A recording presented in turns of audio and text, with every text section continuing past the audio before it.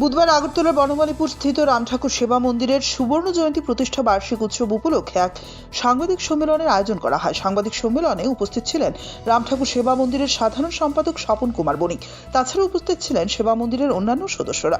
এই দিনের সাংবাদিক সম্মেলনে সাধারণ সম্পাদক স্বপন কুমার বণিক জানান, 9 জানুয়ারি থেকে শুরু হচ্ছে আশ্রমের বিভিন্ন ধর্মীয় ও সামাজিক অনুষ্ঠান, চলবে 16 জানুয়ারি পর্যন্ত। 10 জানুয়ারি সকাল 11টায় কোবল্য ধামের সপ্তম মহন্ত মহারাজ কালীপদ ভট্টাচার্যকে নিয়ে হবে একটি বর্ণাঢ্য শোভাযাত্রা। 11 জানুয়ারি হবে রক্তদান শিবির, তাতে উপস্থিত থাকবেন মুখ্যমন্ত্রী ডক্টর মানিক সাহা ও পুর নিগমের মেয়র দীপক মজুমদার। 12 জানুয়ারি হবে মনোজ্ঞ সাংস্কৃতিক অনুষ্ঠান। 13 জানুয়ারি গঙ্গা আহ্বানের মধ্য দিয়ে হরিনাম সংকীর্তন শুরু হবে। 16 জানুয়ারি সকালে নগর কীর্তনের মধ্য দিয়ে উৎসবের সমাপ্তি হবে। আশ্রম কর্তৃপক্ষের সকল অংশের ভক্তবৃন্দের উপস্থিতি ও সহযোগিতা কামনা করা হয়েছে।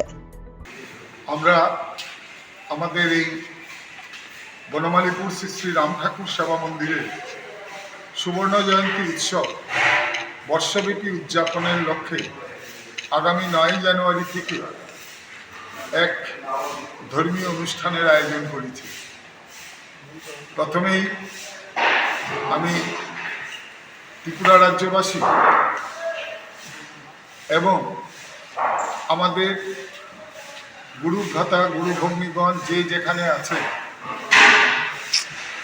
ধর্মীয় যে সমস্ত প্রতিষ্ঠানগুলি আমাদের সঙ্গে জড়িত অথবা আমাদেরকে ভালোবাসেন, তাদের প্রতি প্রত্যেকের প্রতি বনমালীপুর শ্রী শ্রী রাম ঠাকুর সেবা মন্দিরের পক্ষে বিনম্র শ্রদ্ধা জানাই।